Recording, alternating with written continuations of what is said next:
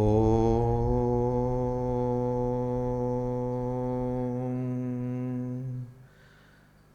ജനനീം സാരദാം ദേവീം രാമകൃഷ്ണം ജഗദ്ഗുരും പാദപദ്മേ thio ശ്രുത്വാ പ്രണമാമി മുഹുർമുഹു. എല്ലാവർക്കും നമസ്കാരം.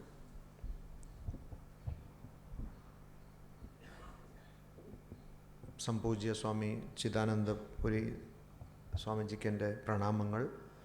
ഇവിടെ കൂടിയിരിക്കുന്ന മറ്റ് സന്യാസിനി വര്യന്മാർക്ക് എൻ്റെ പ്രണാമങ്ങൾ. ഭഗവത്ഗീത 4-ാമത്തെ അധ്യായം, എത്രാമത്തെ ശ്ലോകം? 4-ാമത്തെ ശ്ലോകം.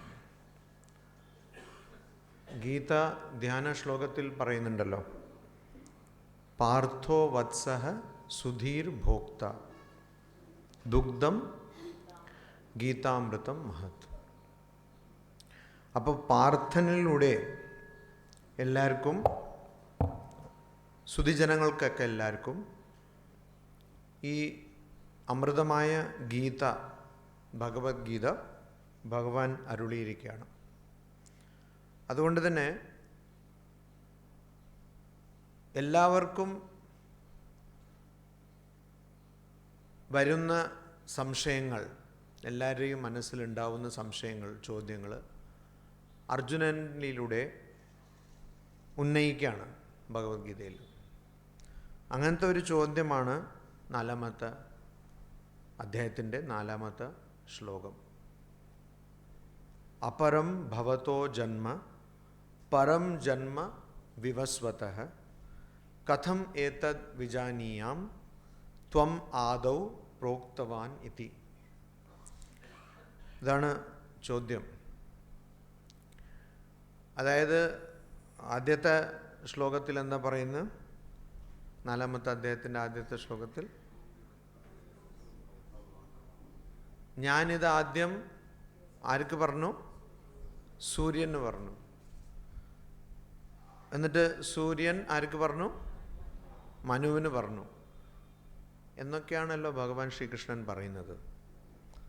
അപ്പോൾ ഇതിലൊരു ചെറിയ ഒരു ജന്മതിഥീൻ്റെ ഒരു പ്രശ്നമുണ്ട്, ഡേറ്റ് ഓഫ് ബർത്ത് പ്രോബ്ലം. അതായത് ഇപ്പോൾ ഭഗവാൻ ശ്രീകൃഷ്ണനാണിത് പറയുന്നതെങ്കിൽ അതെങ്ങനെ? സൂര്യൻ അതിന് മുമ്പ് തൊട്ടുള്ളതല്ലേ, ഭഗവാൻ ശ്രീകൃഷ്ണൻ ഇതെപ്പോൾ ജനിച്ചതല്ലേ. അപ്പം ഇതെങ്ങനെ? അതിവിടെ ഒരു കുഴപ്പമുണ്ടല്ലോ. അതുപോലെ തന്നെ സൂര്യന് പറഞ്ഞു, പിന്നെ സൂര്യൻ മനുവിന് പറഞ്ഞു, മനു ഇക്ഷ്വാക്കുവിന് പറഞ്ഞു. അങ്ങനെയൊക്കെ ഇത് ശ്രീകൃഷ്ണനൊക്കെ വരുന്ന ഏതോ യുഗം. ഇതിപ്പോൾ ഏത് യുഗമാണ് ശ്രീകൃഷ്ണൻ്റെ? ദ്വാപരയുഗം. ഇതിപ്പോൾ ത്രേതായുഗമൊക്കെ അതിനു മുമ്പും പോയല്ലോ. അപ്പോൾ ഇതെങ്ങനെയാണ് സംഭവിക്കുന്നത് എന്നാണ് ചോദ്യം. ഇതാണ് അർജുനൻ്റെ മനസ്സിൽ വന്ന ചോദ്യം. അപ്പോൾ അപ്പരം അർജുന എന്ന് പറഞ്ഞാൽ പല അർത്ഥമുണ്ട്. ഒരു അർത്ഥം, ഒരു വൃക്ഷത്തിൻ്റെ പേര് അർജുന വൃക്ഷം എന്നൊരു വൃക്ഷമുണ്ട്, അറിയോ? അങ്ങനെ ഒരു വൃക്ഷമുണ്ട്, നല്ല പടർന്നിരിക്കുന്ന വൃക്ഷമാണ്. അപ്പം മധുസൂദന സരസ്വതി വ്യാഖ്യാനത്തിൽ പറയാണ്, ഈ അർജുനൻ എന്നുള്ള വാക്ക് ഉപയോഗിച്ച് എന്തുകൊണ്ടാണ്? കാരണം ആ വൃക്ഷം എങ്ങനെയാണോ പടർന്നിരിക്കുന്നത് അതുപോലെ അജ്ഞാനം പടർന്നിരിക്കുന്നു എന്ന് മധുസൂദന സരസ്വതിയുടെ വ്യാഖ്യാനത്തിൽ പറയുന്നു. മധുസൂദന സരസ്വതി അദ്വൈത ആചാര്യനായിരുന്നു. അപ്പോൾ അർജുനൻ പറഞ്ഞു, എങ്ങനെ? അപരം ഭവതഃ, നിങ്ങൾ കഴിഞ്ഞിട്ടാണ്. ഭവതഃ അപരം ആണ് ഉണ്ടായത്. വിവസ്വതഃ ജന്മ പരം, വിവസ്വാൻ അല്ലെങ്കിൽ സൂര്യൻ ഉണ്ടായത് അതിന് മുമ്പാണ്. ഭവതഃ ജന്മ അപരം, അങ്ങുണ്ടായത് അത് കഴിഞ്ഞിട്ടാണ്. അപ്പോൾ എങ്ങനെ? ത്വം ആദോ ഏതത് പ്രോക്തവാൻ, ആദ്യം പറഞ്ഞില്ലേ ഇത് ഭഗവാനാ പറഞ്ഞെന്ന്. ഇത് എങ്ങനെ എനിക്ക് മനസ്സിലാവും?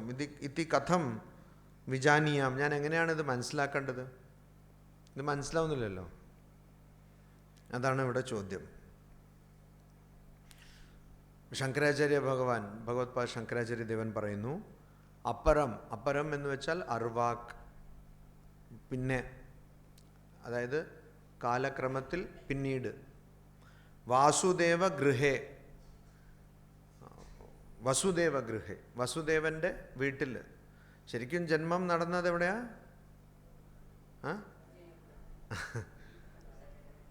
അത് ഒരുപാട് ചർച്ചയൊക്കെ ആണല്ലേ. അപ്പോൾ ആ ജയിലിന് ഒരുപാട് പ്രൊട്ടക്ഷനാണ്. ജയിലിന് വേണ്ടിയിട്ടല്ല, അവിടെ ഉള്ള പള്ളിക്ക് വേണ്ടിയിട്ട് പ്രൊട്ടക്ഷനാണ്. പോയിട്ടുണ്ടോ? എത്ര ആൾക്കാർ പോയിട്ടുണ്ട് മഥുര? പോയി കാണണം, അതൊക്കെ കാണണം. അപ്പോൾ ആ വസുദേവ ഗൃഹേ ഭവതോ ജന്മ, ഭവതഃ ജന്മ, അങ്ങയുടെ ജന്മം വസുദേവൻ്റെ ഗൃഹത്തിലാണ്. പക്ഷേ അതിനേക്കാളും മുമ്പ്, പരം പൂർവം, പരം എന്ന് വെച്ചാൽ മുമ്പ്, പൂർവം, സർഗാദൗ ജന്മ ഉത്പത്തി, അതായത് ഈ പ്രപഞ്ചത്തിൻ്റെ, ഈ സൃഷ്ടിൻ്റെ ജന്മം ആ സമയത്താണ്. വിവസ്വതഃ ആദിത്യസ്യ, സർഗ ആദൗ, ഈ സൃഷ്ടിയുടെ ആദിയിലാണ് ആദിത്യൻ ഉണ്ടായത്, സൂര്യൻ ഉണ്ടായത്. അപ്പോൾ അങ്ങനെയാണെങ്കിൽ കഥമേതത് വിജാനീയം, അതായത് അവിരുദ്ധ അർത്ഥതയാ, ഇത് ഒരു വൈരുദ്ധ്യം ഉള്ളതാണല്ലോ. അപ്പോൾ അതെങ്ങനെ ഞാൻ മനസ്സിലാക്കും? ശ്രീകൃഷ്ണൻ ജനിച്ചത് പിന്നീടാണ്, പക്ഷേ ഇപ്പോൾ പറയുന്നു നിങ്ങളാണ് സൂര്യനൊക്കെ പഠിപ്പിച്ചു കൊടുത്തതെന്ന്. അപ്പോൾ യ ത്വമേവ ആദൗ പ്രോക്തവാൻ, താങ്കൾ തന്നെയാണ് ആദ്യം പറഞ്ഞത്.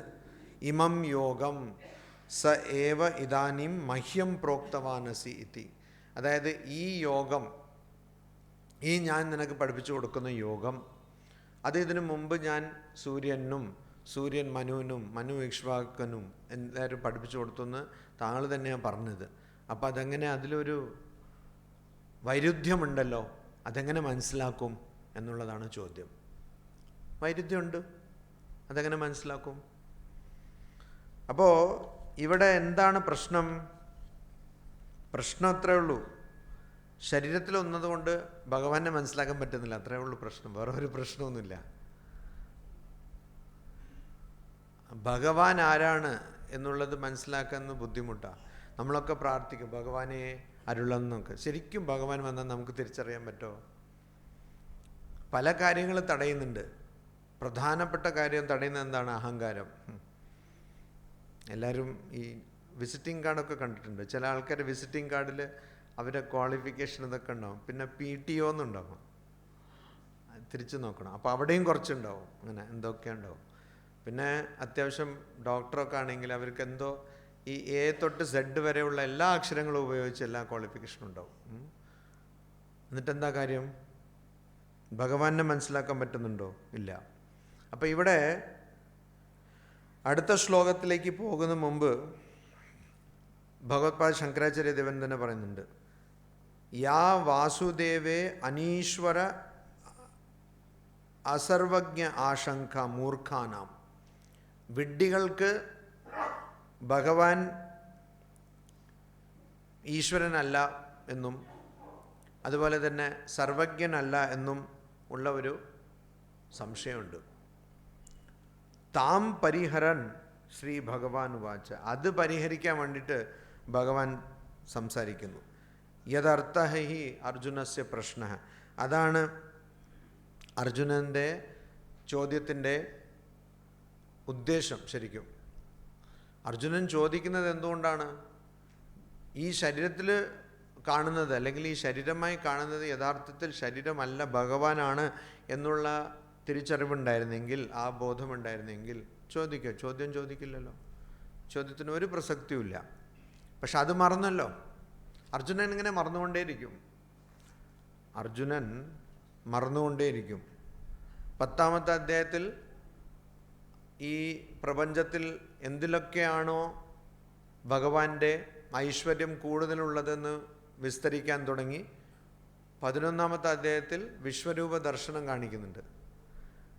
അപ്പോൾ അത് കാണാൻ പറ്റാതെ അർജുനൻ പറയുന്നു ഭഗവാൻ ആ പഴയ രൂപത്തിലേക്ക് തന്നെ മടങ്ങി വരുമെന്ന്. ഇതൊക്കെ സംഭവിച്ചു. ഇതെപ്പോഴാ? യുദ്ധത്തിൻ്റെ എത്രാമത്തെ ദിവസത്താണത്? യുദ്ധം തുടങ്ങുന്ന മുമ്പല്ലേ? എന്നിട്ട് യുദ്ധമൊക്കെ അവസാനിക്കുന്നു. അപ്പോൾ ഒരു രീതിയുണ്ട്. സാരഥി എന്ന് പറഞ്ഞാൽ ആരാണ്? തേര് ഓട്ടുന്ന ആൾ, തേരോട്ടി. അപ്പോൾ അതിനൊരു രീതിയുണ്ട്. എന്താണ്? ഈ സാരഥി ആദ്യം ഇറങ്ങണം, എന്നിട്ട് കൈ കൊടുക്കണം. ഇപ്പോൾ ഈ കാറിൽ ചെയ്യുന്ന പോലെ തന്നെയാണ്. ഡ്രൈവർ ആദ്യം ഇറങ്ങി വാതിലൊക്കെ തുറന്നു കൊടുക്കണം, അപ്പോഴേ ഇറങ്ങുള്ളൂ. VIP. അപ്പോൾ സാരഥി ഇങ്ങനെ ഇറങ്ങി കൈ കൊടുത്താലേ ആ സാരഥിയിലിരിക്കുന്ന ആ യോദ്ധാവ് അല്ലെങ്കിൽ രാജാവ് ഇറങ്ങുള്ളൂ. അപ്പോൾ 18ാമത്തെ ദിവസം മഹാഭാരതത്തിൽ വരുന്നതാണ്. ചുരുങ്ങിയ ഗ്രന്ഥമാണ് മഹാഭാരതം. 1,00,000 ശ്ലോകങ്ങളേ ഉള്ളൂ. ചെറിയ ഗ്രന്ഥം, കൊച്ചു ഗ്രന്ഥം. 2,00,000 വരി, ആർക്കും വായിക്കാവുന്നതാണ്. അപ്പോൾ ഈ ഇങ്ങനെ അവസാനത്തെ ദിവസം കൃഷ്ണൻ ഇറങ്ങുന്നില്ല.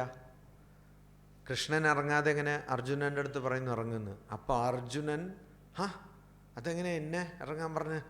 അപ്പം ഈ വിശ്വരൂപ ദർശനം, ഭഗവാൻ ഇതൊക്കെ എല്ലാം മറന്നു എന്ന് പറഞ്ഞിട്ട് പറഞ്ഞു എന്താ എന്ന്. അപ്പം അങ്ങനെ 2-3 പ്രാവശ്യം പറയുമ്പോൾ അവസാനം ഇറങ്ങുന്ന കൃഷ്ണൻ കുറച്ച് ഉറപ്പിച്ച് പറയുമ്പോൾ അർജുനൻ ഇറങ്ങുന്നു. ഇറങ്ങിക്കഴിഞ്ഞിട്ട് കൃഷ്ണൻ ഇറങ്ങുന്നു. കൃഷ്ണൻ, ഭഗവാൻ ശ്രീകൃഷ്ണൻ കാല് താഴെ വയ്ക്കുമ്പോൾ തന്നെ ഈ തേര് പൊട്ടി പൊടിയാകുന്നു. അതെന്താ? ഇത്രയും ദിവസം 18 ദിവസം എത്രയോ അസ്ത്രങ്ങളൊക്കെ വന്നത്, ആ അസ്ത്രങ്ങളുടെ ബലമൊക്കെ പിടിച്ചു നിർത്തിയത് ആരാണ്? ഭഗവാനാണ്. അത് മനസ്സിലാവുന്നില്ല. ഞാൻ രാജാവല്ലേ, അവിടെയും അഹങ്കാരം. അപ്പം ഇങ്ങനെ മനുഷ്യന്മാരായ ഈ പാർത്ഥൻ എന്ന് പറഞ്ഞാൽ, അർജുനൻ എന്ന് പറഞ്ഞാൽ നമ്മുടെ ഒരു പ്രതിനിധിയാണ്, മനുഷ്യന്മാരുടെ പ്രതിനിധിയാണ്. അതുകൊണ്ടല്ലേ ഭഗവത്പാദ ശങ്കരാചാര്യദേവൻ പറയുന്നത് ഭജ ഗോവിന്ദം ഭജ ഗോവിന്ദം. പിന്നെ നമ്മളൊക്കെ എങ്ങനെയാണ് വിശേഷിപ്പിക്കുന്നത്? മൂഢമത്തെ എന്നാണ്, വിഡ്ഢികളെന്നാണ്. അത് പലർക്കും അതിൻ്റെ അർത്ഥം അറിയാത്തതുകൊണ്ടാണ് ഭയങ്കര ഗംഭീരമായി ആഘോഷിക്കുന്നത്. വിഡ്ഢി എന്നാണ് പറഞ്ഞിരിക്കുന്നത്, അത്രേ ഉള്ളൂ. അപ്പോൾ നമ്മൾ ഭഗവാനെ കുറിച്ച് അറിഞ്ഞും കേട്ടും എത്രയോ വായിച്ചിട്ടും മറന്നു പോകുന്നു. അത്രേ ഉള്ളൂ, മറന്നു പോകുന്നു. അതിവിടെ വീണ്ടും അർജുനൻ മറന്നിട്ടാണ് ചോദിക്കുന്നത്, അതെങ്ങനെയാ ഡേറ്റ് ഓഫ് ബർത്ത് മാച്ച് ആവുന്നില്ലല്ലോ എന്ന്. അപ്പോൾ അതിന് ഭഗവാൻ പറയുന്നു. അപ്പോൾ ഈ ചോദ്യം വരുന്നത് തന്നെ എങ്ങനെയാ? അവിടെ മധുസൂദന സരസ്വതി ഇതിന് കുറച്ചും കൂടി കൂടുതൽ വ്യാഖ്യാനം കൊടുത്തിട്ടുണ്ട്. ചിലപ്പം ഭഗവത്പാദ ശങ്കരാചാര്യ ദേവൻ്റെ വ്യാഖ്യാനത്തിനോടൊപ്പം മധുസൂദന സരസ്വതിൻ്റെ വ്യാഖ്യാനം വായിച്ച ഗൂഢ അർത്ഥ ദീപിക എന്നാണ് മധുസൂദന സരസ്വതി ആ വ്യാഖ്യാനത്തിന് പേര് കൊടുക്കുന്നത്. ഗൂഢാർത്ഥ ദീപിക. നല്ല രസമുള്ള വ്യാഖ്യാനമാണ്. അപ്പോൾ ഇവിടെ പറയുന്നു എന്താണ്? അതായത് ഈ ശരീരമാണ് നമുക്കൊരു പരിമിതി. ശരീരം നമ്മളെ തടയുന്നു, ശരീരം നമുക്കൊരു പരിമിതിയായിരിക്കുന്നു. പക്ഷേ അങ്ങയുടെ ശരീരം അങ്ങേക്ക് പരിമിതിയാകാൻ സാധ്യതയില്ല. കാരണം അങ്ങനെയാണെങ്കിൽ സൂര്യന് പഠിപ്പിച്ചു കൊടുക്കാൻ പറ്റില്ലല്ലോ. സൂര്യന് പഠിപ്പിച്ചു കൊടുത്തു എന്ന് ചിലപ്പോൾ ഈ ശരീരമല്ല, വേറെ എന്തോ ആണ്. അപ്പോൾ അതുകൊണ്ട് ഇവിടെ 2 ചോദ്യങ്ങൾ. ഈ ശരീരത്തിലൂടെയാണോ പഠിപ്പിച്ചു കൊടുത്തത്, അല്ല വേറൊരു ശരീരത്തിലൂടെയാണോ പഠിപ്പിച്ചു കൊടുത്തത്? ഇനി അഥവാ വേറൊരു ശരീരത്തിലൂടെയാണോ പഠിപ്പിച്ചു കൊടുത്തതെന്ന് വെച്ചാൽ അത് ഈ ശരീരത്തിന് അറിയില്ലല്ലോ, അല്ലേ? ജാതി സ്മര, അതായത് പൂർവ്വജന്മങ്ങൾ അറിയുന്ന കഴിവ്, അത് പതഞ്ജലി യോഗസൂത്രത്തിലൊക്കെ പറയുന്നുണ്ട്. പക്ഷെ പൊതുവെ ആൾക്കാർക്ക് അത് ഉണ്ടാവാറില്ല. അപ്പോൾ ഈ ശരീരമാണ് ഉപയോഗിച്ചിരുന്നെങ്കിൽ അവിടെ ഒരു പ്രശ്നമുണ്ട്. ഈ ശരീരം എങ്ങനെ അപ്പോൾ സൂര്യനുള്ളപ്പോൾ എങ്ങനെ ഉണ്ടാവും? അത് ഇപ്പല്ലേ ജനിച്ചത്. അപ്പോൾ ഇവിടെ എന്താണ്? ഇതാണ് ചോദ്യം. ഇതാണ് അർജുനൻ്റെ ചോദ്യം. അപ്പോൾ അർജുനൻ ഈ ചോദ്യം ചോദിക്കുമ്പോൾ തന്നെ ശരീരമാണ് എന്നുള്ള രീതിയിലാണ് ചോദിക്കുന്നത്. അപ്പോൾ ഇവിടെ 2 കാര്യങ്ങളുണ്ട്. ഒന്ന്, നശ്വരമാണ്. ശരീരങ്ങളൊക്കെ നശ്വരമാണല്ലേ. ഭഗവത്ഗീതയിൽ തന്നെ പറയുന്നുണ്ടല്ലോ, ജാതസ്യ ഹി ധ്രുവം മൃത്യുഹു. എന്തൊക്കെ സൃഷ്ടിക്കപ്പെട്ടിട്ടുണ്ടോ, എന്തൊക്കെ ജനിക്കുന്നുണ്ടോ, അതിൻ്റെ നാശം അല്ലെങ്കിൽ അതിൻ്റെ മരണം ഉറപ്പാണ് പറയുന്നുണ്ടല്ലോ. അപ്പോൾ ശരീരമുണ്ടായെങ്കിൽ അത് നശിക്കും. അപ്പം അങ്ങനെയാണെങ്കിൽ അങ്ങയുടെ ശരീരവും നശിക്കും, എല്ലാവരുടെയും ശരീരം നശിക്കും. അപ്പോൾ ആ നശിച്ചു പോയ ശരീരമാണോ ഇപ്പോൾ പറയാൻ പറ്റില്ലല്ലോ എന്താന്ന്.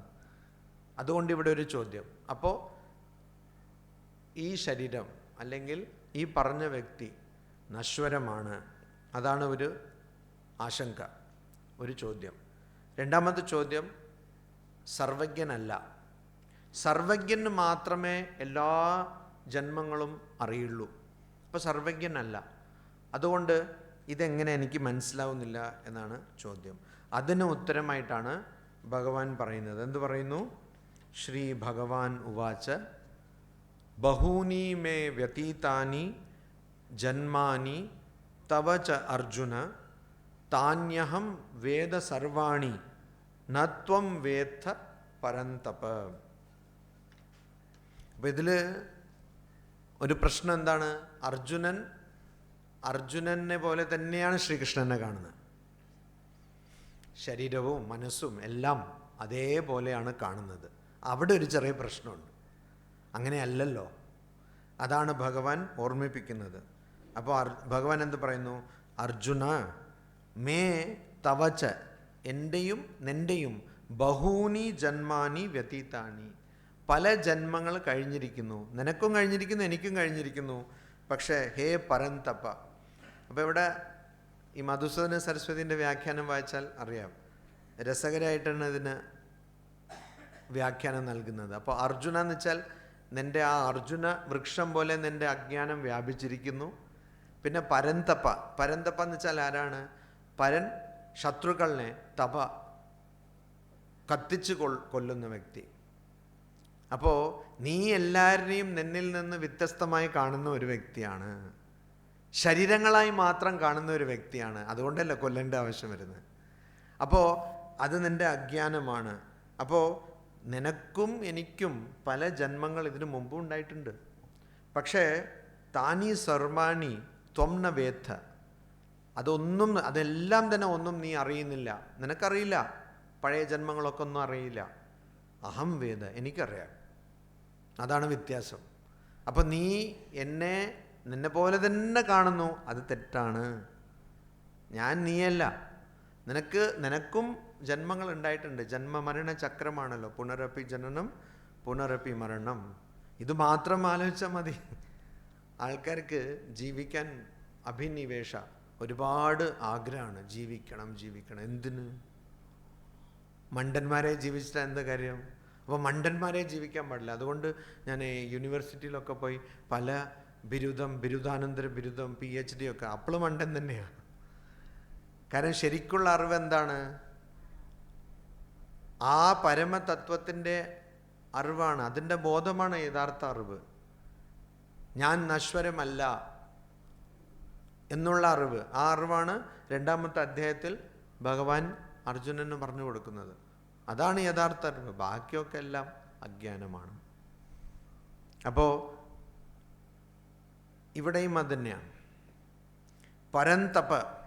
അപ്പം നീ എല്ലാവരെയും വേറെ രീതിയിൽ കാണുന്ന, നിന്നെക്കാളും വ്യത്യസ്തമായി കാണുന്ന ഒരു വ്യക്തിയാണ്. ഇതിന് ശങ്കരാചാര്യദേവൻ എന്താണ് വ്യാഖ്യാനം നൽകുന്നത്? ബഹൂനി മേ മമ വ്യതീതാനി അതിക്രാന്താനി, എൻ്റെ പല ജന്മങ്ങൾ തീർന്നിരിക്കുന്നു. ജന്മാനി തവച്ച ഏ അർജുന. അപ്പം നിൻ്റെയും എൻ്റെയും പല ജന്മങ്ങൾ തീർന്നിരിക്കുന്നു. പക്ഷേ താനി അഹം വേദ ജാനേ, അത് ഞാൻ അറിയുന്നു, എനിക്കറിയാം. സർവാണി, എല്ലാം എനിക്കറിയാം. നത്വം വേത്ത ന ജാനീഷേ, അത് നിനക്കറിയില്ല. ധർമ്മ അധർമാദി പ്രതിബദ്ധ ജ്ഞാനശക്തിത്വാത്. എന്തുകൊണ്ടാണ് നിനക്കറിയാത്ത? ധർമ്മ അധർമ്മ ആദി പ്രതിബദ്ധ ജ്ഞാനശക്തിത്വാത്. നിനക്കറിയാത്തത് ഈ ദ്വൈതം കാരണമാണ്. എന്താണ് ധർമ്മം, എന്താണ് അധർമ്മം എന്നുള്ള ഈ വകതിരിവുകൾ, ഈ ഭേദങ്ങൾ ഉള്ള കാരണമാണ് നിനക്കിത് അറിയാത്തത്. ധർമ്മം അധർമ്മം, ഇതൊക്കെ എവിടെയാണ്? അജ്ഞാനത്തിൻ്റെ തലത്തിലാണ്. യുക്തി എവിടെയാണ് പ്രവർത്തിക്കുന്നത്? അജ്ഞാനത്തിൻ്റെ തലത്തിൽ. നമ്മളൊക്കെ ഒരുപാട് ജ്ഞാനമുണ്ടെന്ന് പറഞ്ഞിട്ട് യുക്തിവാദി എന്ന് പറയും അല്ലേ? യുക്തിവാദി കുറേ ആൾക്കാരുണ്ടല്ലേ അല്ലേ? അപ്പോൾ യഥാർത്ഥത്തിൽ യുക്തി എവിടെയാണ് പ്രവർത്തിക്കുന്നത്? അജ്ഞാന തലത്തിലാണ്. കാര്യ-കാരണ സമ്പർക്കം അതെവിടെയാണ് പ്രവർത്തിക്കുന്നത്? കാരണ-കാര്യ സമ്പർക്കം എവിടെയാണ് അജ്ഞാന തലത്തിലാണ്. അജ്ഞാനത്തിലേ ഇതൊക്കെ പ്രവർത്തിക്കുള്ളൂ. പറയില്ല ലോജിക്കൽ അല്ല, ഇല്ലോജിക്കൽ. അത് ഇഗ്നോറൻസിൻ്റെ തലത്തിലേ പ്രവർത്തിക്കുള്ളൂ, അജ്ഞാന തലത്തിലെ. അജ്ഞാനം അല്ലെങ്കിൽ ആ സച്ചിത് ആനന്ദ സ്വരൂപം എന്നുള്ള ആ തലത്തിൽ യുക്തിയില്ല. യുക്തിയൊക്കെ മറികടന്നു പോയല്ലോ. യുക്തിയില്ല, അതൊക്കെ അതിക്രമിച്ചു. അവിടെ ഈ കാരണകാര്യ സമ്പർക്കമില്ല, അതൊക്കെ അതിക്രമിച്ചു. അവിടെ എന്താ കാര്യം? എല്ലാറ്റിൻ്റെയും കാരണം. അവിടെ എന്ത് കാരണം, കാര്യം, അതൊന്നുമില്ല. അപ്പോൾ ഈ ധർമ്മം അധർമ്മം എന്നൊക്കെ പറയുന്നതും പുണ്യം പാപം എന്നൊക്കെ പറയുന്നതും അജ്ഞാന തലത്തിലാണ് ഇതിന് പ്രസക്തി.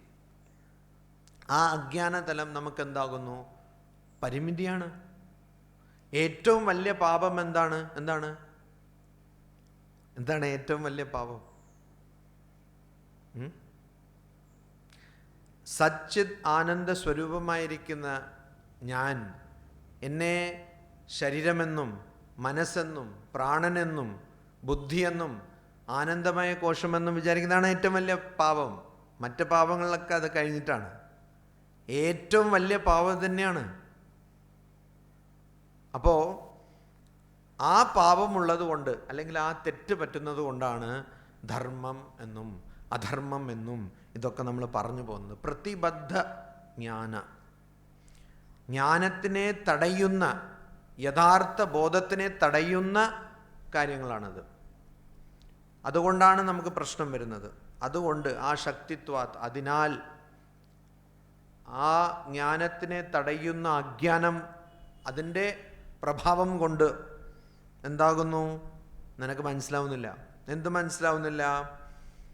നീയും ഇതിനു മുമ്പ് കുറേ പ്രാവശ്യം ജനിച്ചു എന്നുള്ളത് മനസ്സിലാവുന്നില്ല. പിന്നെ ഞാൻ ആരാണ്? അഹം പുനഃ നിത്യ ശുദ്ധ ബുദ്ധ മുക്ത സ്വഭാവത്വാത് അനാവരണ ജ്ഞാനശക്തി ഇതി വേദ അഹം. എനിക്ക് മനസ്സിലാവുന്നുണ്ട്. എനിക്കെങ്ങനെയാണ് മനസ്സിലാവുന്നത്? കാരണം എൻ്റെ അടുത്ത് ഈ ജ്ഞാനത്തിനെ അനാവരണം ചെയ്യുന്ന, അല്ലെങ്കിൽ ജ്ഞാനത്തിനെ മാറ്റുന്ന ശക്തിയുണ്ട്. എന്താണ് ജ്ഞാനം? എന്ത് ജ്ഞാനം? യഥാർത്ഥ ജ്ഞാനം. യഥാർത്ഥം എന്താണോ, ശരിക്കുമുള്ള തത്വം എന്താണോ അതിൻ്റെ ജ്ഞാനം. അതെന്താണ്? നിത്യ, സനാതനമാണ്, അനശ്വരമാണ്, ശുദ്ധ. അവിടെ ശരിക്കും ഈ ശുദ്ധ എന്നുള്ള വാക്കിനും പ്രസക്തിയില്ല. കാരണം അശുദ്ധമായി ഒന്നുമില്ലല്ലോ, ഒന്ന് മാത്രമേ ഉള്ളൂ, അശുദ്ധ. ബുദ്ധ, അതല്ലാതെ ഒന്നുമില്ലാത്തതിന് കൊണ്ട് അറിയാനൊന്നുമില്ല. അത് തന്നെയാണ് ബോധം, അത് തന്നെയാണ് അറിവ്. മുക്ത സ്വഭാവത്വാത്, ബന്ധനത്തിലൊന്നുമില്ലാത്തത് കൊണ്ട് മുക്തനായിരിക്കുന്നു. ആ സ്വഭാവം എനിക്കുള്ളത് കൊണ്ട്, അതെനിക്കുള്ളത് കൊണ്ട് എനിക്കറിയാം ഞാൻ ഇതിനു മുമ്പും കുറേ പ്രാവശ്യം ദേഹം ധരിച്ചു എന്നുള്ളത്. ശരിക്കും നമ്മൾ അതാണല്ലോ ചെയ്യുന്നത്, ദേഹം ധരിക്കുകയാണ് ചെയ്യുന്നത്. വാസാംസി ജീർണാനി യഥാവിഹായ, അല്ലേ? അങ്ങനെയല്ലേ? അപ്പോൾ അഴുക്കുള്ള അല്ലെങ്കിൽ കീറിയ തുണീനെ എങ്ങനെയാണ് നമ്മൾ ഉപേക്ഷിക്കുന്നത്, അതുപോലെ ഞാനൊരു ശരീരത്തിനെ ഉപേക്ഷിച്ച് വേറൊരു ശരീരത്തിലേക്ക് പോകുന്നു. അങ്ങനെയല്ലേ? അപ്പം അതാണ് എൻ്റെ യഥാർത്ഥ സ്വരൂപം. ശരീരമല്ല. ഇത്രയേ ഉള്ളൂ, എളുപ്പമാണ്. ഈ കണ്ണാടീൻ്റെ മുന്നിൽ പോയി നിന്ന് നോക്കുന്നതല്ല ഞാൻ. ഇത്ര മനസ്സിലായാൽ മതി. അല്ല നിങ്ങളൊക്കെ ഇങ്ങനെ നോക്കുമ്പോൾ എനിക്ക് തന്നെ തോന്നുന്നത് കണ്ണാടിയിൽ നോക്കുന്നതല്ല നമ്മൾ. അതാണ് ഇവിടെ പറയുന്നത്. നിത്യ ശുദ്ധ ബുദ്ധ മുക്ത സ്വഭാവ, അങ്ങനത്തെ സ്വഭാവം എനിക്കുള്ളത് കൊണ്ട്. അപ്പം ഇവിടെ എന്താണ്? അർജുനന് ആ സ്വഭാവമല്ലേ? ഉണ്ട്, അറിയുന്നില്ല. എല്ലാവർക്കും ആ സ്വഭാവമേ ഉള്ളൂ, അറിയുന്നില്ല. അതെനിക്ക് അറിയുന്നത് കൊണ്ട്, അതാണ് വ്യത്യാസം. അതെനിക്ക് അറിയുന്നത് കൊണ്ട്. പക്ഷേ ഇവിടെ കുറച്ചും കൂടി വ്യത്യാസമുണ്ട്. ഇത് ഭഗവാനാണ്. ആ സ്വഭാവം എന്തിൻ്റെയാണോ അത് തന്നെയാണ് ഞാൻ. എന്തിൻ്റെ സ്വഭാവം എന്നാണോ അത് പറയുന്നത്, അത് തന്നെയാണ് ഞാൻ. ആ തത്വം തന്നെയാണ് ഞാൻ. അതിനാൽ എനിക്ക് ഇത് അറിയുന്നു എന്ന് പറയുന്നു. അപ്പോൾ ഇവിടെ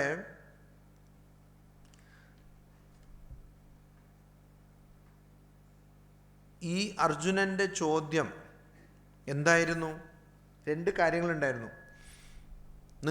നിങ്ങൾ സർവജ്ഞനല്ല, ഭഗവാൻ സർവജ്ഞനല്ല, അല്ലെങ്കിൽ ശ്രീകൃഷ്ണൻ സർവജ്ഞനല്ല. ശ്രീകൃഷ്ണൻ എന്ന് പറയുന്ന വ്യക്തി നശ്വരമാണ്, നാശം ഉണ്ടാകാൻ പറ്റുന്ന ആളാണ് എന്ന് പറഞ്ഞു. അപ്പോൾ അതാണ് ഇവിടെ പറയുന്നത്, അത് നിൻ്റെ അജ്ഞാനം കൊണ്ടാണ് നിനക്ക് അങ്ങനെ തോന്നുന്നത്. യഥാർത്ഥത്തിൽ അങ്ങനെയല്ല. ഈ കാര്യം പക്ഷെ രണ്ടാമത്തെ അധ്യായത്തിൽ പറഞ്ഞു കൊടുത്തതല്ലേ, അല്ലേ? ന ഏനം ചിന്തന്തി ശസ്ത്രാണി ന ഏനം ദഹതി പാവക്ക എന്നൊക്കെ പറഞ്ഞു കൊടുത്തതല്ലേ. മറന്നു? പലരും പറയും ഈ ആത്മീയ ഗ്രന്ഥങ്ങളിലൊക്കെ പറഞ്ഞ കാര്യങ്ങൾ തന്നെ ആവർത്തിച്ച് പറയാണ്. എന്തൊരു ബോറാണ്. അതിപ്പോൾ കണക്കും അങ്ങനെയല്ലേ. ഗണിതം ഒന്നാമത്തെ ക്ലാസ് രണ്ടാമത്തെ ക്ലാസ്സിൽ എന്താ പഠിപ്പിച്ചു കൊടുക്കുന്നത്? 1 × 0 = എത്ര? പലർക്കും ഡൗട്ടുണ്ട്. 1 × 0 എത്രയാണ്? എന്നാലേ BSc മാത്തമെറ്റിക്സ് പഠിക്കുമ്പോഴും ഇതിൻ്റെ ഒരു തിയറമുണ്ട്, ഇതിൻ്റെ ഒരു പ്രൂഫുണ്ട്. n × 0 = 0. അപ്പോൾ ഏത് നമ്പറിനെയും 0 മൾട്ടിപ്ലൈ ചെയ്താൽ 0 വരും. അത് പ്രൂവ് ചെയ്യണം. ഏത് ക്ലാസ്സിൽ? 1ാം ക്ലാസ്സിൽ പഠിച്ചതല്ലേ BScയിലും പഠിപ്പിക്കുന്നത്. അവിടെയും ആവർത്തിച്ച് പഠിക്കും. തത്വങ്ങൾ മനസ്സിലാക്കണമെങ്കിൽ നമ്മളൊക്കെ വിഡ്ഢികളാണല്ലോ. അപ്പോൾ ആവർത്തിച്ച് തന്നെ പഠിക്കണം. കണക്കിന് തന്നെ, ഗണിതത്തിന് തന്നെ അങ്ങനെയാണെങ്കിൽ ആത്മീയതയിൽ അങ്ങനെയല്ലേ? അത് എത്രയും ബുദ്ധിമുട്ടാണല്ലോ. കാരണം അത്രയ്ക്കും ജന്മാന്തരമായി വരുന്ന അജ്ഞാനമാണല്ലോ, ഗഹന അന്ധകാരമായിരിക്കുന്ന അജ്ഞാനമാണ്. അപ്പോൾ നമ്മളത് ആവർത്തിച്ച് പഠിക്കണം. ഇതിപ്പോൾ രണ്ടാമത്തെ അധ്യായത്തിൽ ശരിക്കും പാരായണം ചെയ്താൽ 2 മണിക്കൂർ കൊണ്ട് തീർക്കാം. ഏത്? ഭഗവത്ഗീത. അപ്പോൾ ഇതിലും പല ചോദ്യങ്ങളുണ്ട്. അതെന്താ യുദ്ധത്തിൻ്റെ മുന്നിൽ ഇങ്ങനെ ഉണ്ടായിരുന്നു, അങ്ങനെ 2 മണിക്കൂർ പാരായണം ചെയ്തോന്നൊക്കെ. അപ്പോൾ അങ്ങനെ ആവുമ്പോൾ രണ്ടാമത്തെ അധ്യായത്തിൽ പറഞ്ഞത് ഇപ്പോൾ 4ാമത്തെ അധ്യായത്തിൽ അങ്ങനെ ചോദ്യമായി മറന്നു പോകുന്നതുകൊണ്ട്. അതാണ് ഇവിടെ മറന്നുപോയി. അപ്പോൾ ചോദ്യം ഇതായിരുന്നല്ലോ, നശ്വരമാണ്. അപ്പോൾ യഥാർത്ഥത്തിൽ അർജുനൻ്റെയും സ്വഭാവം നശ്വരതയല്ല, ശാശ്വതമാണ്. ന ഹന്യത്തെ ഹന്യമാനേ ശരീരേ, ഇതൊക്കെ പഠിപ്പിച്ചു കൊടുത്തില്ലേ? അപ്പോൾ അത് ശാശ്വതമാണ്, പക്ഷെ അത് മറന്നു. അപ്പോൾ അതുകൊണ്ട് അർജുനൻ്റെ ഈ ചോദ്യം അതിനെ ഇവിടെ നിരസിക്കുന്നു. പക്ഷേ അർജുനൻ്റെ ചോദ്യം അവിടെ നിൽക്കുന്നില്ല. അർജുനൻ വീണ്ടും ചോദിക്കുന്നു. എന്താ ചോദിക്കുന്നത്? അർജുനൻ്റെ ചോദ്യം അത് മധുസൂദന സരസ്വതീൻ്റെ വ്യാഖ്യാനത്തിൽ അത് വീണ്ടും ഉന്നയിക്കുന്നു. എന്താണ്? അതായത് ശരി, നിങ്ങൾക്കെല്ലാം ഓർമ്മയുണ്ട്, എനിക്ക് ഓർമ്മയില്ല, സമ്മതിച്ചു. എന്തുകൊണ്ട്? അങ്ങ് ദൈവമാണ്, അതുകൊണ്ട് ഓർമ്മയുണ്ട്. ശരി, അതും സമ്മതിച്ചു. പക്ഷെ അവിടെ ഒരു പ്രശ്നമുണ്ട്. ദൈവമാണെങ്കിൽ എങ്ങനെ എൻ്റെ മുന്നിൽ നിൽക്കുന്നു? അതാണ് പ്രശ്നം. ദൈവമാണെങ്കിലേ അതെങ്ങനെ അവിടെ ജനിച്ചു, അതെങ്ങനെ അവിടെ വളർന്നു, നന്ദ രാജാവിൻ്റെ വീട്ടിലെങ്ങനെ വളർന്നു? പിന്നെ ദൈവമാണെങ്കിൽ ഇതൊക്കെ പല ലീലകളൊക്കെ ചെയ്തിട്ട് ഇവിടെ എങ്ങനെ വന്നു? അപ്പോൾ അത് ദൈവമാണെങ്കിൽ എങ്ങനെ ഈ ഒരു ശരീരത്തിൽ ദേഹിയായി ഇരിക്കുന്നു, ഈ ശരീരം എങ്ങനെ ധരിച്ചിരിക്കുന്നു എന്നുള്ളതാണ് ചോദ്യം. ഇനി അല്ല, ദൈവമല്ല, ജീവിയാണ്. പക്ഷെ ചില ജീവികൾക്ക് ഈ ആത്മീയ സാധനയിലൂടെ പഴയ ജന്മങ്ങളൊക്കെ ഓർക്കാൻ പറ്റല്ലോ, ജാതി സ്മര, അത് പതഞ്ജലി യോഗസൂത്രത്തിലുണ്ട്. അപ്പം അങ്ങനെയാണ് എന്ന് വെച്ചാൽ അപ്പം പിന്നെ സർവജ്ഞൻ എങ്ങനെ ആകുന്നു? ജാതി സ്മര ശരിയാണ്, പക്ഷെ സർവജ്ഞനാകാൻ പറ്റില്ല. പഴയ ജന്മങ്ങളൊക്കെ ഓർക്കാൻ പറ്റും. അപ്പോൾ ഒന്നോ ജീവിയാകണം, അല്ലെങ്കിൽ ഭഗവാനാകണം. ഇപ്പം ഇതിൽ എന്താണ്? ഭഗവാനായാലും ഇവിടെ ഈ ശരീരം ധരിച്ച് നിൽക്കാൻ പറ്റില്ല, ജീവിയായാലും ഈ കഴിഞ്ഞ കാലമൊക്കെ അങ്ങനെ ഓർക്കാൻ പറ്റില്ല. കഴിഞ്ഞ കാലം ഓർക്കുന്നത് ജാതി സ്മരണ എന്ന് പറഞ്ഞാൽ ആ വ്യക്തിയുടെ ജന്മം മാത്രമേ ഓർക്കുള്ളൂ. പക്ഷെ ഭഗവാൻ ശ്രീകൃഷ്ണൻ അതല്ല പറയുന്നത്. നിനക്കും നിനക്കും ഉണ്ടായിട്ടുണ്ട്. ബഹൂനി ജന്മാനി വ്യതീതാനി മേ തവച, എൻ്റെയും നിൻ്റെയും. അപ്പോൾ എൻ്റെ ജന്മം എങ്ങനെ നിങ്ങൾക്ക് മനസ്സിലായി? അപ്പോൾ സർവജ്ഞനായിരിക്കണം. അപ്പോൾ സർവജ്ഞൻ എങ്ങനെ ആകും എന്നുള്ളതാണ് ചോദ്യം. അപ്പോൾ അതെവിടെയോ എന്തോ പ്രശ്നമുണ്ട് എന്നുള്ള ചോദ്യം മനസ്സിൽ വന്നാലോ എന്ന് പ്രതീക്ഷിച്ചാണ്. അങ്ങനെ ചോദ്യം ശ്ലോകത്തിലില്ല, പക്ഷെ അങ്ങനെ ഒരു ചോദ്യം വരാലോ, അങ്ങനെ ഒരു സംശയം വരാലോ, അങ്ങനെ വന്നാൽ എന്താകും എന്ന് പ്രതീക്ഷിച്ചാണ് ഭഗവാൻ 6-ാമത്തെ അധ്യായത്തിൽ 6-ാമത്തെ ശ്ലോകത്തിൽ 4-ാമത്തെ അധ്യായത്തിൻ്റെ 6-ാമത്തെ ശ്ലോകത്തിൽ പറയുന്നത്, അജോപി സൻ വ്യവാത്മാ ഭൂതാനാം ഈശ്വരോപി സൻ പ്രകൃതിം സ്വാം അധിഷ്ഠായ സംഭവാമി ആത്മമായയാ. അപ്പോൾ ശരിയാണ്, അജഹ അപി, ഞാൻ ആ പറഞ്ഞ നിത്യ ശുദ്ധ ബുദ്ധ മുക്ത സ്വഭാവമുള്ള ഭഗവാനാണ്. അപ്പം അങ്ങനെയാണെങ്കിൽ ആ തത്വത്തിന് എന്താണ് ഉപനിഷത്തൊക്കെ പറയുന്നുണ്ട്? അജ എന്ന് വെച്ചാൽ 2 അർത്ഥമുണ്ട് കേട്ടോ, വ്യാഖ്യാനം. ഒരു അർത്ഥം എന്താ? അല്ല, ആട്. വേറൊരു അർത്ഥം ജന്മമില്ലാത്ത എന്നാണ്. അപ്പോൾ ഈ വ്യാഖ്യാനം ചെയ്യുന്ന, സംസ്കൃതത്തിൽ പറയും വ്യാഖ്യാനം ബുദ്ധിബല അപേക്ഷാത് എന്ന്. ഓരോ വ്യക്തിയുടെയും ബുദ്ധിൻ്റെ മസ്തിഷ്കത്തിൻ്റെ കഴിവനുസരിച്ചായിരിക്കും അത്ര വ്യാഖ്യാനം. അപ്പോൾ ഈ വ്യാഖ്യാനം ചെയ്യുന്ന ആൾക്കാർ ചിലപ്പോൾ അതിനെ ആടെന്നും ആക്കും. അങ്ങനെ ചെയ്തിട്ടുണ്ട്. ദ്വൈതം പഠിപ്പിക്കണം എന്ന് പറഞ്ഞാൽ അതിപ്പോൾ അജ എന്ന് പറയുന്നത് അത് ആടാണെന്ന്. അപ്പോൾ അജഹ എന്ന് വെച്ചാൽ ജന്മം ഇല്ലാത്ത. എന്തുകൊണ്ട്? അത് ജന്മമില്ല, ജന്മരഹിതമാണ്. കാരണം നശ്വരമല്ല. ജനിച്ചതൊക്കെ എല്ലാം മരിക്കല്ലോ, അപ്പോൾ അത് നാശം ഉണ്ടാവുമല്ലോ. അതുകൊണ്ടത് നശ്വരമല്ലാത്ത. അങ്ങനെയാണെങ്കിലും അജഹ അപി, ഞാൻ ജന്മരഹിതൻ ആണെങ്കിലും അവ്യയ ആത്മാ, ഞാൻ നാശമില്ലാത്ത ആത്മാവാണെങ്കിലും അനശ്വരമായ ആത്മാവാണെങ്കിലും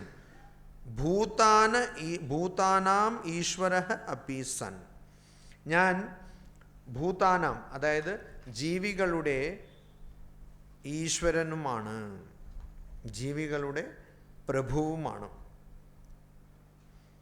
അത് ഭഗവത്പാദ ശങ്കരാചാര്യദേവൻ ഈഷണശീല അപി എന്ന് പറയുന്നത്. ഈഷണശീല എന്ന് വെച്ചാൽ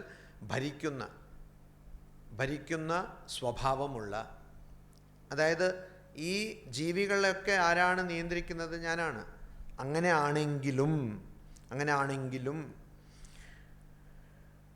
എൻ്റെ പ്രകൃതിം സ്വാം പ്രകൃതി എന്ന് വെച്ചാൽ എൻ്റെ പ്രകൃതി എൻ്റെ മായ, മമ മായ ദുരത്യയ, എൻ്റെ മായയാണ്. ആ മായനെ മറികടക്കുന്നത് വളരെ ബുദ്ധിമുട്ടുള്ള കാര്യമാണ്. മമ മായ ദുരത്യയ. അപ്പോൾ ഈ മായ, എൻ്റെ പ്രകൃതി, ആ മായ, അതിനെ അധിഷ്ഠായ, അതിനെ ഉപയോഗിച്ചുകൊണ്ട്, ആ പ്രകൃതിനെ നിയന്ത്രിച്ചുകൊണ്ട്, അല്ലെങ്കിൽ ആ പ്രകൃതിനെ ഉപയോഗിച്ചുകൊണ്ട് ഞാൻ എന്ത് ചെയ്യുന്നു? സംഭവാമി ആത്മമായയ, ഞാൻ എൻ്റെ മായ ഉപയോഗിച്ച് തന്നെ ഞാൻ ജനിക്കുന്നു. അപ്പോൾ ഈ ആത്മമായ എന്ന് വെച്ചാൽ മായ, അജ്ഞാനം, യോഗമായ എന്നൊക്കെ പറയാം. അപ്പോൾ ശരിയാണ്, എനിക്ക് ജന്മമൊന്നുമില്ല. ചോദിച്ച ചോദ്യം ശരി തന്നെയാണ്. ഞാൻ ഭഗവാനാണ്, എനിക്ക് ജന്മമൊന്നുമില്ല. പക്ഷേ ഞാൻ വിചാരിച്ച ജന്മം എടുക്കാമല്ലോ. ഞാൻ വിചാരിച്ചാൽ ജന്മം എടുക്കാമല്ലോ. അപ്പോൾ ഭഗവാൻ ശ്രീ രാമകൃഷ്ണദേവൻ ഒരു ഉദാഹരണം പറയും. ഒരു ജമീൻ്റെ വീട്ടിൽ ഒരാൾ പോയാൽ അവിടെ കാവൽ നിൽക്കുന്ന വ്യക്തി അയാളിനെ വീട്ടിലേക്ക് പോകാൻ സമ്മതിക്കില്ല. എന്നാൽ ആ ജമീൻ വിചാരിച്ചാൽ ആരിനെയും അകത്ത് കയറ്റാം, അവർക്ക് എന്ത് വേണമെങ്കിലും കൊടുക്കാം, അല്ലേ? കാരണം ആ ജമീൻ്റെ ആണല്ലോ സമ്പത്ത്, അദ്ദേഹത്തിൻ്റെ ആണല്ലോ സ്വത്ത്. അപ്പോൾ ഭഗവാൻ വിചാരിച്ചാൽ എന്തും ചെയ്യാം. കർത്തും അകർത്തും അന്യഥാവാ കർത്തും. അതായത് ഒരു കാര്യം ചെയ്യാനും ചെയ്യാതിരിക്കാനും, പിന്നെ അത് പൊതുവെ നടക്കുന്ന രീതിയിലല്ലാതെ വേറെ രീതിയിൽ ചെയ്യാനും ആർക്ക് കഴിയും? ഭഗവാന് കഴിയും. ദക്ഷിണേശ്വരത്തിൽ ഭഗവാൻ ശ്രീരാമകൃഷ്ണദേവൻ ഇത് പറയുന്നുണ്ടായിരുന്നു, ഭഗവാൻ എന്തും കഴിയുമെന്ന്.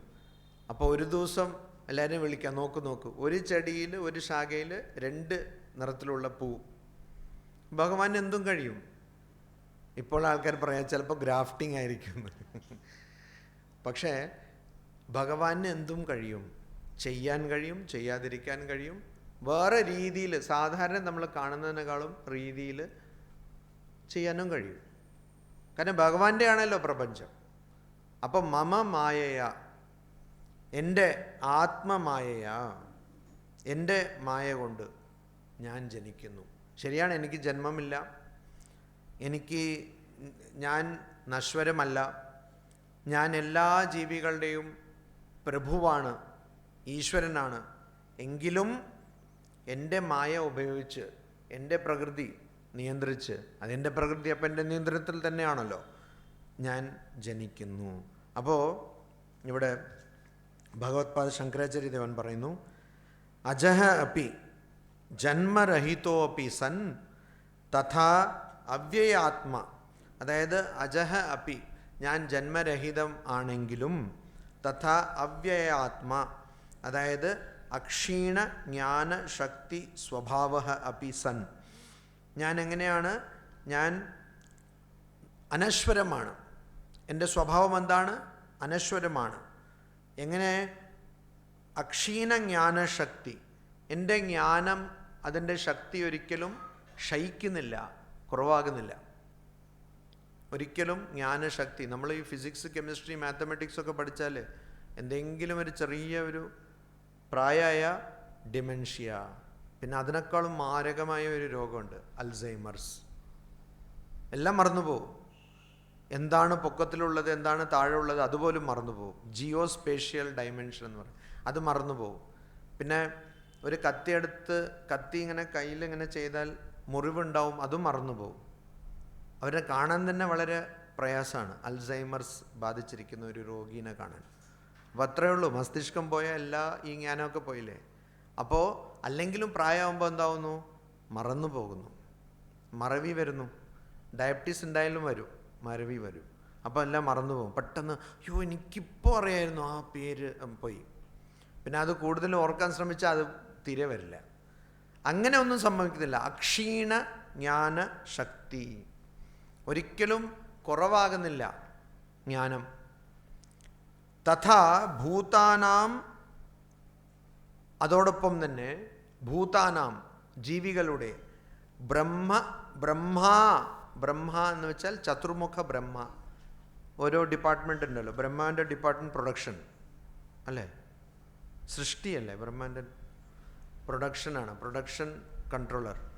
അപ്പോൾ ബ്രഹ്മ, ചതുർമുഖ ബ്രഹ്മ, ആദി സ്തംഭ പര്യന്താനാം. അപ്പോൾ ഇവിടെ ബ്രഹ്മാവിൽ നിന്ന് തുടങ്ങി ഒരു പുല്ല് വരെ, പുല്ലിൻ്റെ ഒരു, അതാണ് സ്തംഭ, അതുവരെ ഈശ്വര ഈഷണശീലോപി സൻ. ഞാൻ ആ ചതുർമുഖ ബ്രഹ്മ തുടങ്ങി നമ്മൾ കാണുന്ന പുല്ല് വരെ ഞാനാണ് നിയന്ത്രിക്കുന്നത്, അതുവരെ ഞാനാണ് നിയന്ത്രിക്കുന്നത്. അതാണ് എൻ്റെ സ്വഭാവം.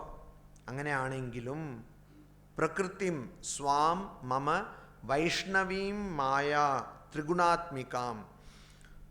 അങ്ങനെയാണെങ്കിലും എൻ്റെ വൈഷ്ണവീം എന്ന് വെച്ചാൽ വിഷ്ണുവിൻ്റെ എന്താണ്? മായ. അതെങ്ങനെയാണ്? ത്രിഗുണാത്മിക, 3 ഗുണങ്ങൾ ഉള്ള. എന്തൊക്കെയാ 3 ഗുണങ്ങൾ? സത്വ, രജസ്, തമസ്.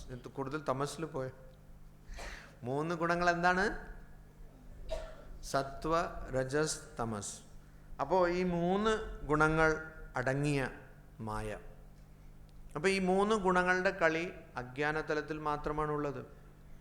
മമ മായ ത്രിഗുണാത്മികാം വൈഷ്ണവീം മായ യസ്യാ വശേ സർവം ജഗത് വർത്തത്തെ. അതിൻ്റെ നിയന്ത്രണത്തിലാണ് ഈ മുഴുവൻ പ്രപഞ്ചം, ജഗത്ത് പ്രവർത്തിക്കുന്നത്. യയാ മോഹിതം സത് സ്വം ആത്മാനം വാസുദേവം ന ജാനാതി. അപ്പോൾ യയാ മോഹിതം, ഈ മായ കൊണ്ട് കുഴപ്പത്തിലാകുന്നത് കൊണ്ടാണ് എന്താകുന്നു? ആ വ്യക്തി സ്വം ആത്മാനം ന ജാനാതി, ആ വ്യക്തി സ്വന്തം സ്വരൂപം മനസ്സിലാക്കുന്നില്ല. അപ്പോൾ ചെറുപ്പത്തിൽ നമുക്കൊന്നും അറിയുന്നില്ല, വാർദ്ധക്യത്തിലും എല്ലാം മറന്നു പോകുന്നു, യൗവനത്തിലിങ്ങനെ കളിച്ച് കറങ്ങുന്നു, കുറച്ച് പ്രായം കൂടി മിഡിൽ ഏജ് എന്നൊക്കെ ആകുമ്പോൾ എപ്പോഴും ചിന്തകളാണ്. ഇങ്ങനെ നമ്മൾ ഇങ്ങനെ കറങ്ങിക്കൊണ്ടിരിക്കുന്നു. എന്തുകൊണ്ട്? ശരീരം എന്ന് വിചാരിക്കുന്നത് കൊണ്ട്. ഞാൻ ആരാണ്? ഞാൻ ആനന്ദ സ്വരൂപമാണ്. അത് മനസ്സിലാക്കിയാൽ പോരെ? അല്ല, 3 നേരം ഭക്ഷണം വേണം, പക്ഷെ ഇത് മനസ്സിലാക്കിയാൽ മതി. ആനന്ദ സ്വരൂപമാണ്, ഇത് മനസ്സിലാക്കിയാൽ പോരെ? അതറിയാതെ, എന്തുകൊണ്ട്? മായ കൊണ്ട്. ഇതാണ് മമ മായ ദുരത്യയ. അപ്പോൾ വളരെ ബുദ്ധിമുട്ടാണ് ഈ മായ മറികടന്നു പോകുന്നത്, അതിനെ അതിക്രമിച്ചു പോകുന്നത് ബുദ്ധിമുട്ടാണ്. അപ്പോൾ ആ മായ എങ്ങനത്തെ മായയാണ്? എൻ്റെ മായ, വൈഷ്ണവീം മായ, വിഷ്ണുവായിരിക്കുന്ന എൻ്റെ മായയാണ് ഭഗവാൻ പറയുന്നു. ത്രിഗുണാത്മിക, 3 ഗുണങ്ങളുടെ മായയാണ്, സത്വ രജസ് തമസ്. അപ്പോൾ നമ്മുടെ ഉദ്ദേശം, ആത്മീയ ജീവിതത്തിൻ്റെ ഉദ്ദേശം സാത്വികരെന്നാകുന്നതല്ല. അത് ശരിക്കും ഉപനിഷത്തൊന്നും പഠിക്കാതെ വായിക്കാതെ മനസ്സിലാകുന്ന ഒരു കാര്യമാണ്. നമ്മുടെ ഉദ്ദേശം ത്രിഗുണാതീതനാകുന്നതാണ്. അതാണ് എൻ്റെ സ്വരൂപം, അതാണ് എൻ്റെ സ്വഭാവം. ആ സ്വഭാവം മനസ്സിലാക്കുന്നതാണ്. അല്ലാതെ സാത്വികനായാലും അത് ബന്ധനം തന്നെയാണ്. അപ്പോൾ 3 ഗുണങ്ങളും കടന്നു പോകണം, അതായിരിക്കണം ആത്മീയജീവിതത്തിൻ്റെ ഉദ്ദേശം. അപ്പോൾ അങ്ങനത്തെ മായ കൊണ്ടാണ് ഈ ജഗത്ത്, ഈ പ്രപഞ്ചം പ്രവർത്തിക്കുന്നത്. അതിൻ്റെ കുഴപ്പം കൊണ്ടാണ് നമ്മുടെ യഥാർത്ഥ സ്വരൂപം നാം അറിയാതെ പോകുന്നത്.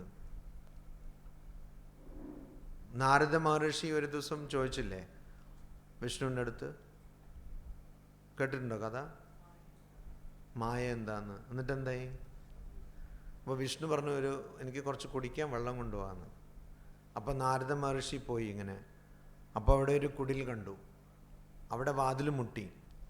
അപ്പോൾ ഒരു സ്ത്രീ, ഈ പൊതുവേ ഈ സൗന്ദര്യം എന്ന് ലോകത്തിലെ ആൾക്കാർ പറയുന്ന ആ ലക്ഷണങ്ങൾ വെച്ച് ഒരുപാട് സൗന്ദര്യമുള്ള സ്ത്രീ തുറന്നു.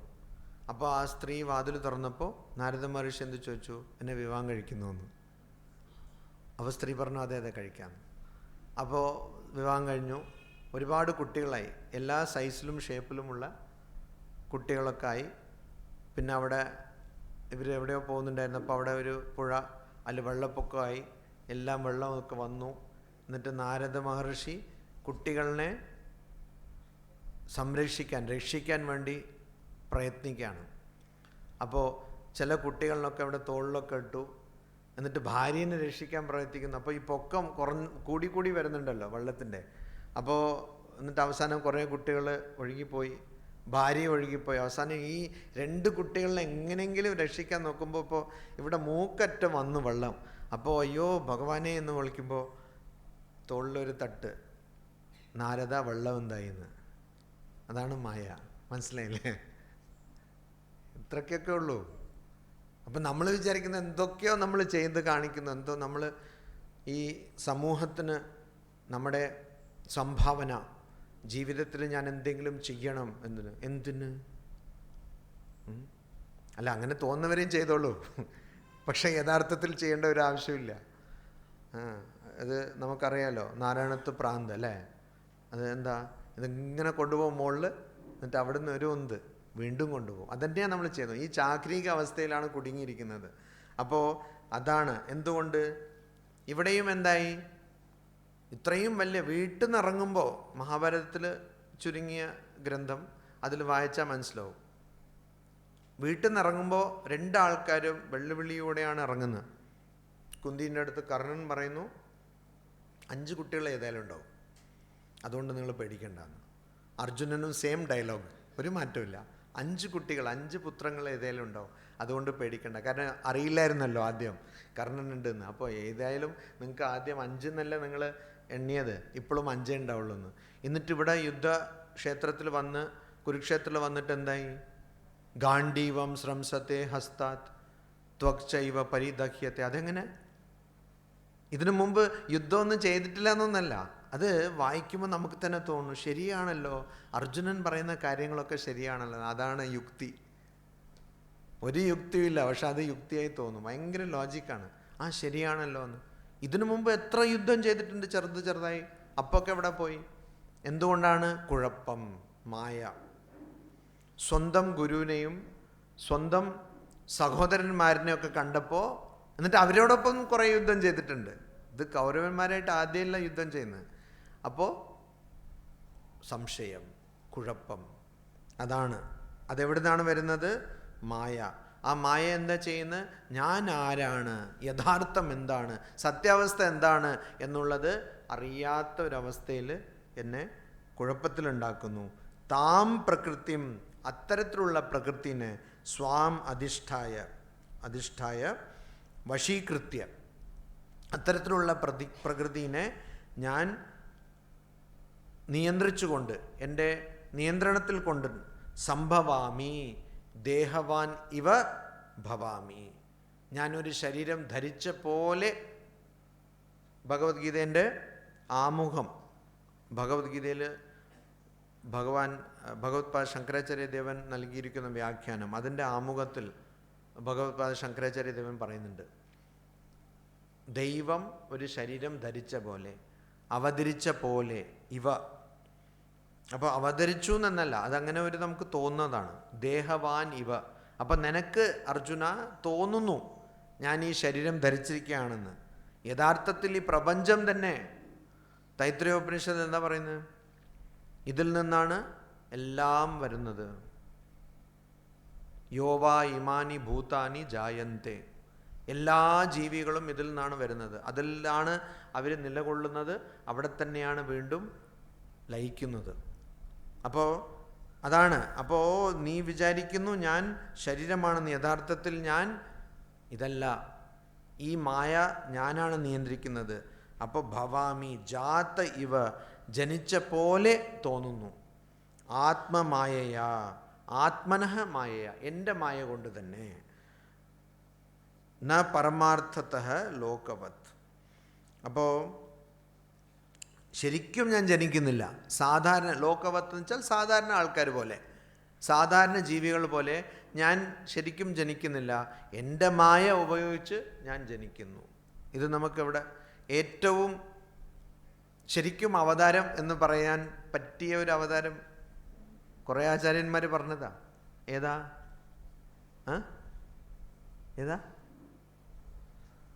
അവതാരം, അതായത് ഒരു പ്രിപ്പറേഷനും ഇല്ലാതെ എടുത്ത അവതാരം ഏതാ?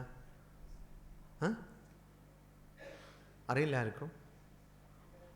മേക്കപ്പ് ഒന്നും ഇടാൻ പറ്റാത്ത അവതാരം അറിയില്ല? ആര്? അതന്നെ, നരസിംഹ അവതാരം.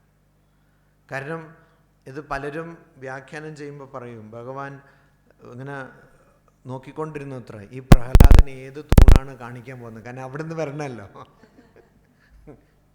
ഭയങ്കര ബുദ്ധിമുട്ടാണ്.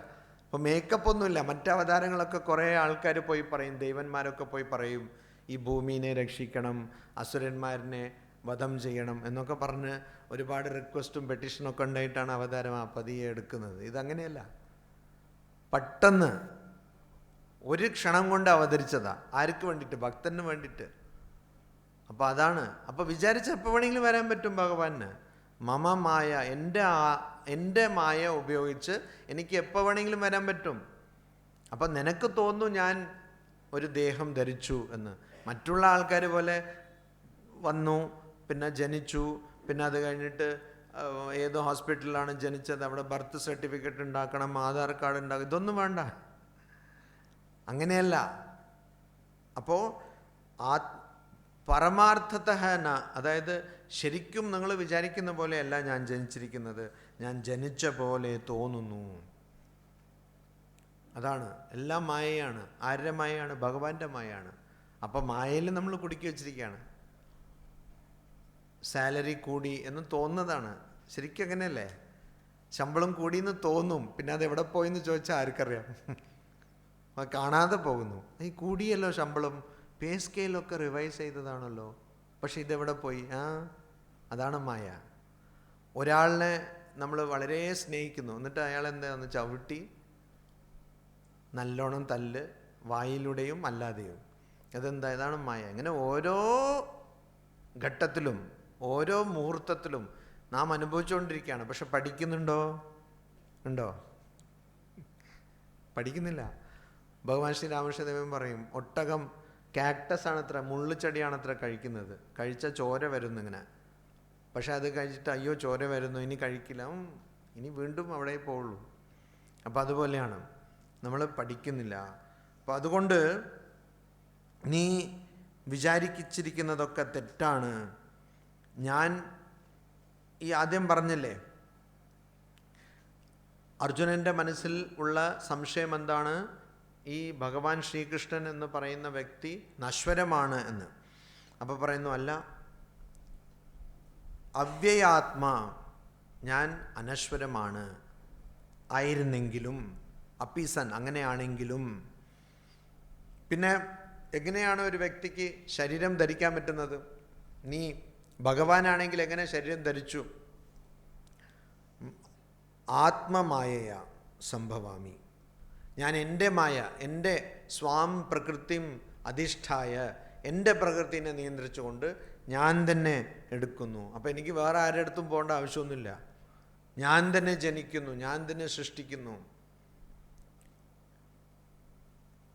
ബ്രഹ്മസൂത്രത്തിൽ പറയൂ, ഈ പ്രപഞ്ചത്തിൻ്റെ ഉറവിടം ഏതാണ്? ബ്രഹ്മനാണ്. പ്രപഞ്ചത്തിൻ്റെ ഉറവിടം ഏതാണ്? എവിടുന്നാണ് ഈ പ്രപഞ്ചം ഉണ്ടാവുന്നത്?